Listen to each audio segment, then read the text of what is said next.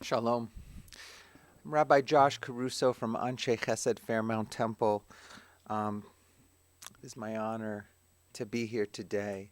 My sad honor to be here and walk with Elaine's family and move with her to her final resting place. Elaine was a blessed member of our temple community, and we are here to remember her.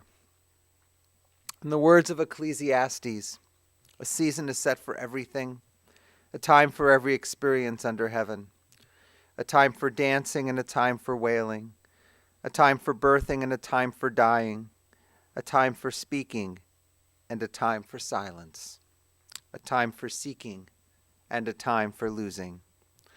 The time of mourning is a complicated time filled with many emotions and memories, both bitter and sweet.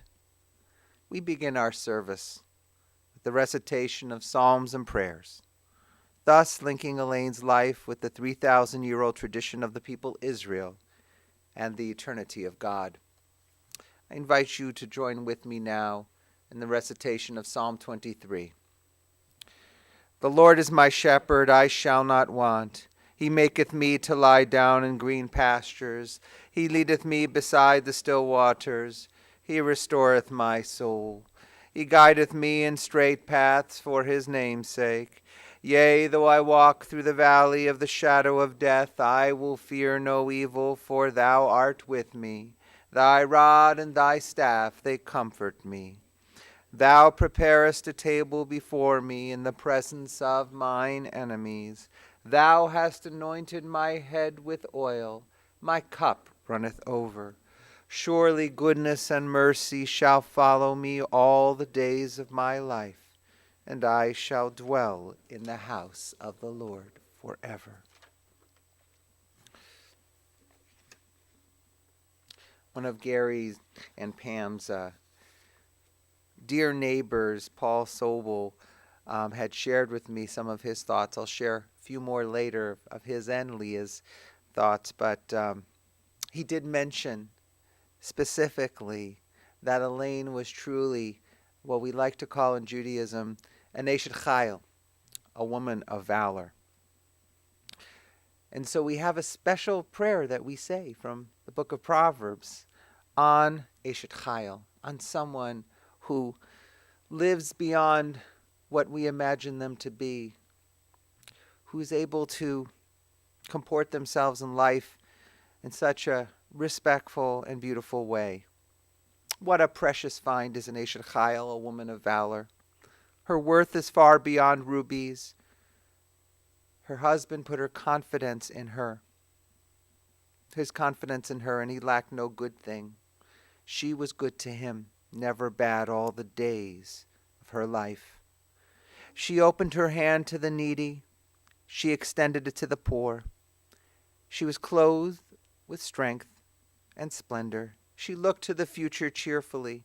She opened her mouth with kindness and wisdom. She oversaw the activities of her household. She never ate the bread of idleness. Her children today, Gary and Joel, they come forward and bless her. And Sydney, or Buddy, he praises her even in memory.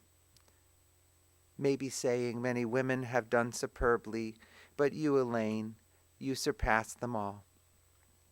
Charm is deceitful and beauty is vain, but a God-revering woman is much to be praised. Extol her for the fruit of her hand, wherever people gather. Her deeds speak her praise.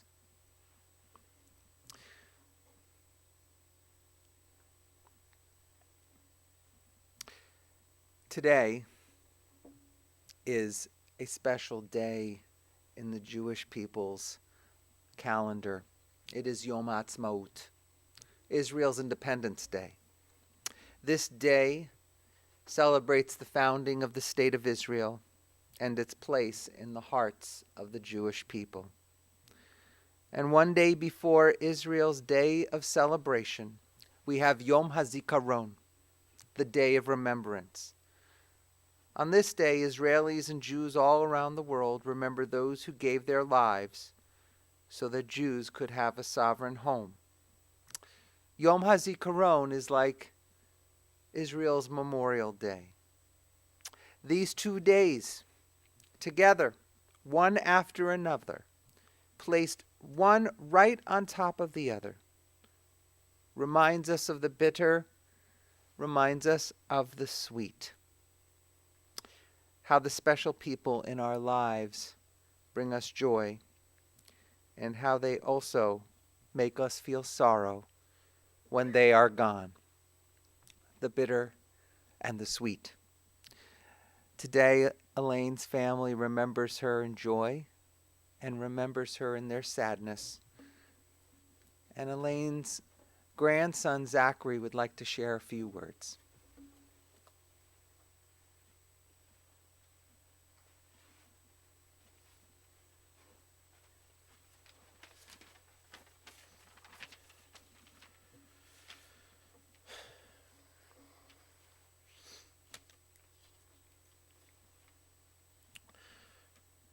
I have so many great memories. Ice skating when I was little for hours on end. She seemed to have an endless supply of energy. Swimming at her pool every summer, holidays and other family gatherings at her house. Stuffed cabbage for dinner again because Uncle Gary wanted it. We could have done better. When she had family over, I recall lasting for what seemed like hours. I'm sure it wasn't, but at least a lot longer than an everyday dinner. And I always remember thinking, why am I still sitting here? The game is on.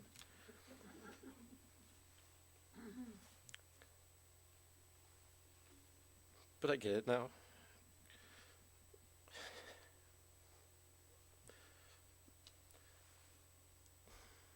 That's the time you're supposed to spend with your family. The couch is well past their prime, but so familiar and comforting that a replacement just wouldn't feel right.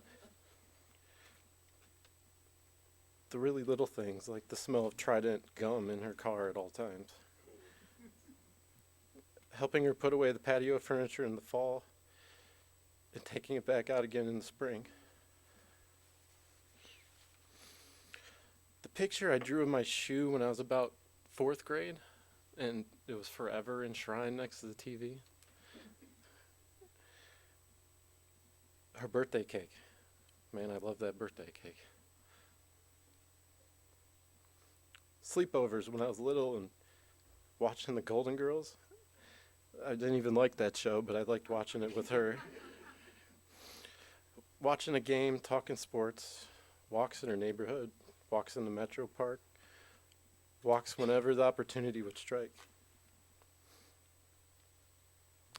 We'd go to the driving range and I'd hit the ball 300 yards in the wrong direction.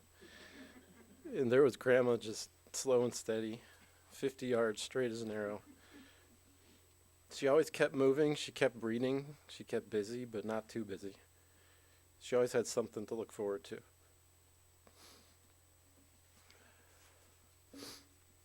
She found happiness in some of life's most simple pleasures.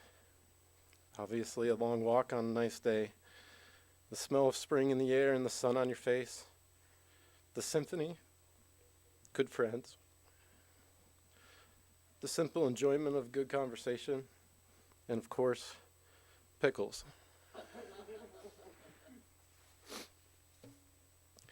She was so social, engaging, and happy. She had a great sense of humor and a big smile, and she loved to laugh. She didn't need much, she didn't want much. She was happy with what she had. And I don't ever really recall her wanting something she didn't have. She loved her classical music, which was always playing in her house and in her car. She loved her pool, or how she looked forward to Memorial Day and the Woodhawk pool reopening for the summer. She loved to travel and experience the world around her. She loved to cook and bake and entertain, but most of all, she loved her family.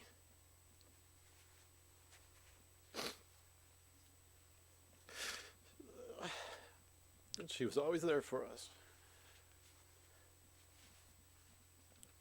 It wasn't always easy or pretty or pleasant, but she was always there, and you could always rely on her to pick up the phone.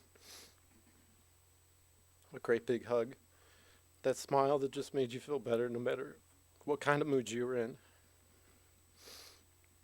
These last few years, our conversations centered mainly around her great-grandchildren, where in the world Jason might be, sports, and of course the weather.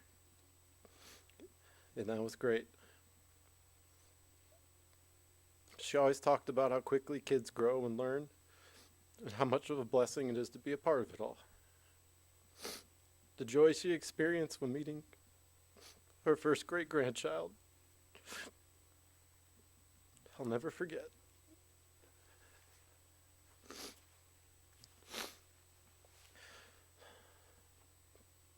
Being a dad now, I see things through a bit of a different lens. I'm realizing how precious time is. And if you're not careful, it'll slip through your fingers and be lost forever. But I don't think Grandma took too much of anything for granted. She seemed to have a just natural appreciation for each day.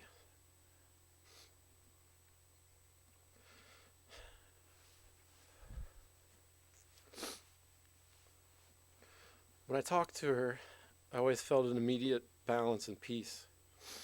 I'll miss that, as I'll miss a lot of things. But I'm so grateful to have had her in my life for so long. Grandma really lived life the right way. So here's to a life well lived.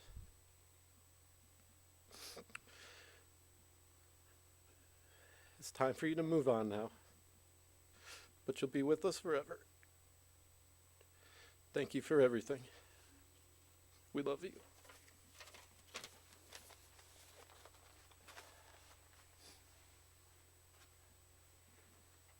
Cousin Bill would like to share a few words.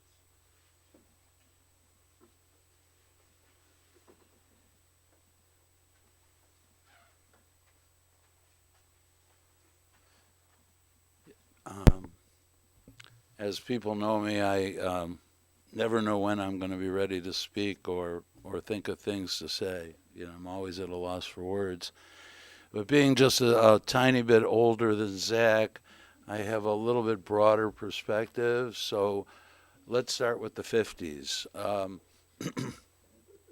I can't remember a time when Elaine Wachs wasn't my aunt and my closest aunt. We won't get into the crush I had on in high school, but I remember her being so close to us, and just to explain that, my mom's little brother, Buddy, who married this girl, and I say it that way because we have boxes of pictures of them lying on the beach at Geneva on the lake, and it was like, they were like kids, you know, growing up. And I remember first meeting this Miller family. I think we have some representatives. Who are they? Like this is my aunt. You know, this is our relatives. And then I had to learn how that stuff worked. But I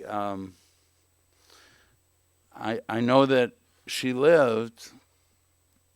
I would learn much later that I was much closer with my Uncle Buddy.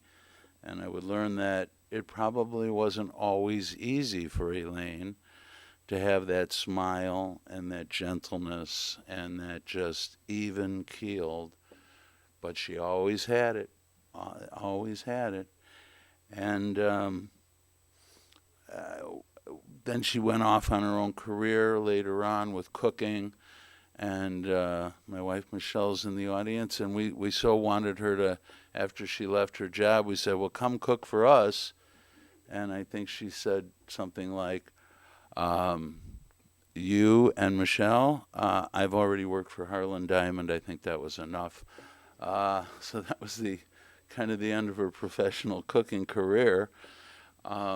But it certainly didn't stop things like golf and activities and constantly going to the symphony or plays. As a matter of fact, it's my understanding she was at the orchestra just a few days before she died. And there's a couple people that would have loved to have been here. Lois Levine gives her regrets, and they became best of friends in those final days or year. I had just found out on the way here Vivian Witt, who was her next door neighbor, she passed away in the middle of the night, which was a blessing because they couldn't have been more opposites. There wasn't an activity that Elaine wouldn't be involved in except golf. The only problem, Auntie Elaine, I'll speak directly to you or wherever your spirit resides, I still have to argue that you have to rinse the dishes before they go in the dishwasher. She insisted that she owned a dishwasher, that it was not necessary to rinse the dishes. My wife has bought every dishwasher on the market, and we haven't found one that can do that. In high school, though, I do want to say that, well, I pulled something in late junior high school, early high school that I'll always remember from the house on Daleford, which was a spectacular house. As a matter of fact, we just saw it through a series of events. I remember, I want to say first that the entire family, Joel, Gary, Buddy, and Elaine, and a few other people, represent the last of something we really miss today, and that's Sundays, a car pulling up the driveway and having no idea who it is, but saying, is it Buddy? Is it Uncle Alan? And it would, 9 times out of 10, being Buddy and Elaine pulling in on a Sunday, unannounced, no plans. People just drove over to their house, and I'm sure there's a tremendous Jewish word for it, and passages. I mean, this is how we lived back then. And no plans, nothing to do, but yet we created dinner, we created activities. One day at the house on Daleford, and I think there was some out-of-town people, could have been Henny, for example, who was like a sister to Elaine, a second sister. I've never seen two people grow closer.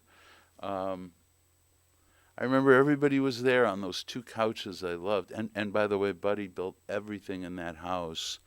It was amazing. So he must have been, well, he built everything and she cooked everything from, the extra strong coffee to the 4 fingers of scotch, whatever it took to get through days in those years. But I remember one time I stood up abruptly. I must have been high school. And said, "This isn't a family." I denounced the family, and I said that we didn't talk about important things, and we weren't close enough, and we saw each other, but it was all superficial. I don't know. My generation must have gone through something strange, right, Mike? I don't know what it was, but and everybody said, "What are you talking about?" And I go, "Well, I couldn't just walk in this house and make a sandwich, could I?" That was my opening argument. And that became something very funny for the next 3 or 4 or 5 years, because I made it my business on several occasions to walk into that house and make a sandwich without saying hello, because Elaine stood up. It was Elaine that stood up against me. It wasn't Buddy. It wasn't anyone else, not my parents. She said, "You can come here and make anything you want." And so I tested her a couple times. And that's where I said the crush came in, because often after school when I was driving, I would go straight to your house. You guys wouldn't even be there. And we'd hang out for the longest time and talk about absolutely nothing. And the only thing she gave up at the end of her life was golf. But as again, the words of Lois Levine, who, like I said, could not sleep last night, they became best of friends, because in the wherever Stone Garden, funny, one's a golf course and one's a wonderful place for activities for people in her situation. It didn't matter, and again, I would almost ask the rabbi, like, certain sensibilities, I mean, so she would say hello to Zach, maybe, and it would be Jason, or perhaps she thought there were 2 Tuesdays in the week. I don't know what happens. I'm way too young for that. On this very blessed Monday morning, but all I'll say is her enthusiasm for activities and people never ended. She went to bed that night, and that's the way it should be. So let's leave it there. Thanks.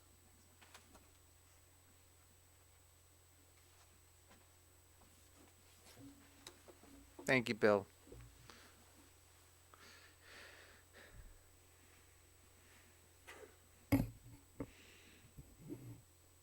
Remembering the bitter and the sweet.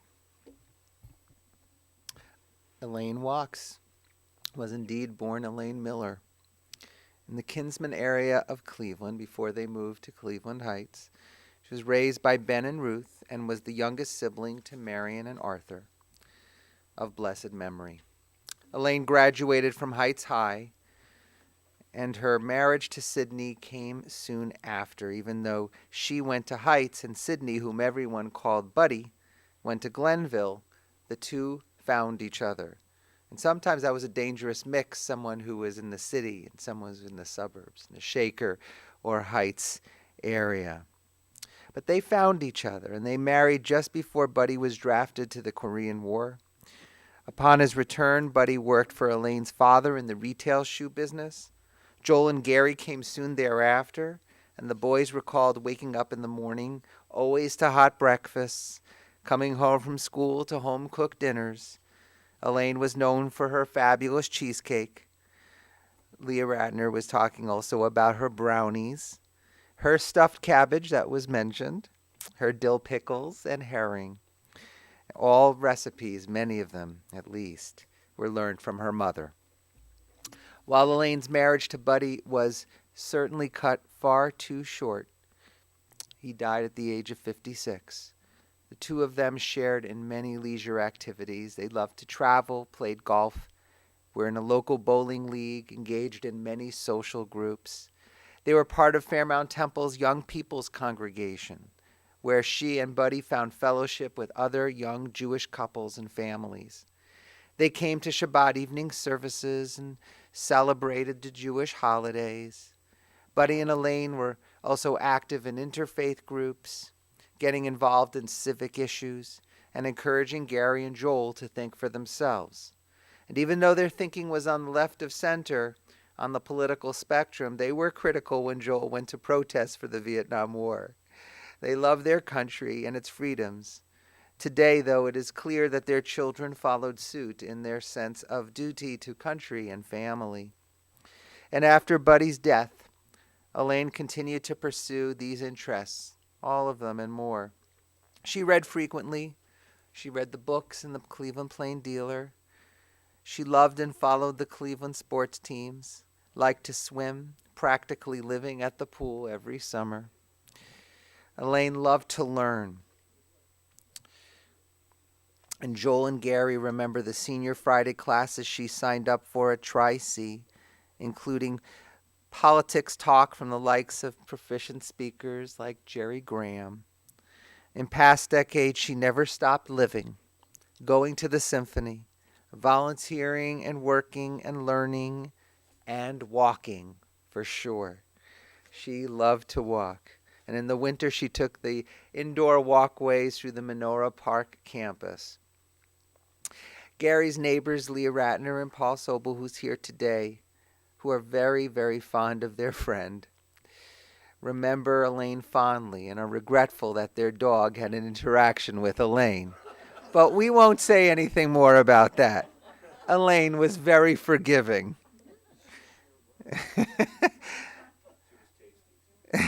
Leah recalled how Elaine maintained a beautiful equanimity, simplicity to her life. She was down to earth, never let outside influences dictate how she would live her life or raise her children. She connected with Leah's mother, Mickey, and made extra efforts to visit her when she was in town visiting. Paul remembers Elaine as I said earlier, is an Eshet Chayil, a woman of valor. Paul continued, there were so many wonderful things about Elaine. Not a mean bone in her body. She always had a smile on her face, a nice and pleasant tone in her voice. I never heard her say anything negative about anyone. She was always grateful for the kindness of anyone to her, no matter how small from a stranger or how expected from family. Paul continues, Elaine was smart and wise without being a complicated intellectual. She adored her grandsons, was even a good grandma figure to Gary's nephews. In her last few months, when we'd run into her at Stone Gardens, Elaine was happy to see a familiar face, whether she remembered the name or not. A sweet and loving woman like Elaine is not easily found again. Indeed, Elaine maintained these loving relationships with her grandchildren, with Zachary and his wife Lindsay and Jason. They talked regularly. She always enjoyed taking them out to lunch or dinner. She was proud of both of you. Was blessed also to have lived to see her great-grandchildren. While she may have only met Jackson in person, she loved seeing them both in pictures and on FaceTime. Indeed. The bitter and the sweet today, that's what we remember. On this day of joy for the Jewish people, we remember Al Hadvash Al Ha'oketz, as the song goes, on the honey and also on the sting, Al Amar V'Hal Matok, on the bitter and on the sweet. But throughout, we ask, Shmor Eli, Eli Hatov. Guard us, O God, for good. Comfort us in our sorrow, and guide us in mercy, and love us in the bitter and the sweet. We remember Elaine Wachs, a daughter of Israel, a loving member of our people. Zichrona livracha. May her memory forever be a blessing. And let us say, Amen. We pause for just a moment as we consider Elaine's life and the memories that endure.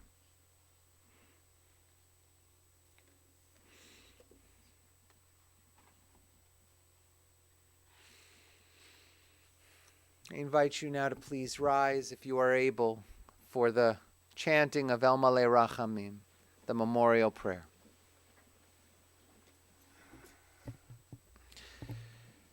El Malei Rachamim, Shochein Bamromim, Hamsei Menucha Nechona, תחת כנפי השכינה, במעלות קדושים מותרים, גזור רקיע מזהירים את נשמת אליין בת בנימין ורות שהלכה לעולמה, בגן עדן תהי מנוחתה. Ana bala rachamim, hastireha, beseter kenafecha leolamim, utror bitror achayim et nishmata, Adonai unachalata, vetanuach beshalom al mishkava. Venomar. Amen. El Malei Rachamim, exalted, compassionate God, grant infinite rest in your sheltering presence among the holy and the pure to the soul of Elaine Wachs, who has gone to her eternal home. Merciful One, we ask that our loved one find perfect peace in your eternal embrace. May her soul be bound up in the bond of life. May she rest in peace. And let us say, Amen. As we turn to the conclusion of our service, we will move from here to Mayfield Cemetery for the interment. And then following the cemetery, we will return to the club room of Acacia Park, 2202 Acacia Park Drive in Lyndhurst, Acacia on the Green. Family will be sitting following that burial today only through 6 p.m. Friends who wish may contribute to Stone Gardens, care of Menorah Park Foundation.